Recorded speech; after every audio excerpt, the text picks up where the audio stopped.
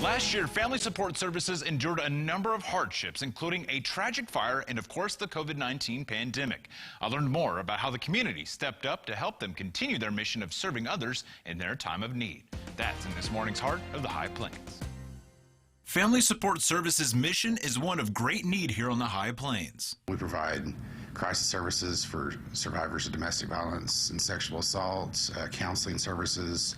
We have a Veterans Resource Center. We have a big education and prevention department, so we cover a lot of areas. But that mission of helping out took a big hit in January of last year. We were notified, like it was about 3 o'clock in the morning on January 19th that our building was on fire.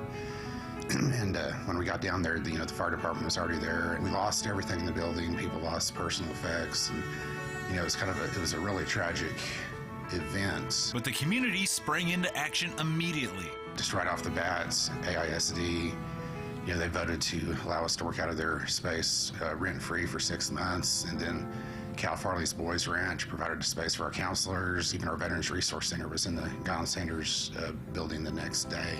So it was we were just overwhelmed with community support. In just 3 weeks after moving into their space at AISD, the COVID-19 pandemic hit, forcing their shift to working remotely. But because of it, we figured out new ways to provide services such as counseling.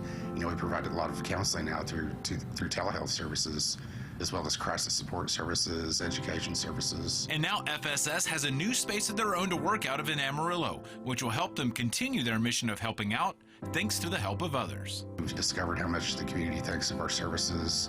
We received a lot of community support. We've figured out new ways to help people in need, survivors. It's been a blessing. It's come from something very tragic. And Family Support Services is the only facility in Amarillo that provides a safe house for survivors of domestic violence and human trafficking. If you'd like to learn more about what Family Support Services does for those survivors, we provide you a link over on our website at myhighplains.com.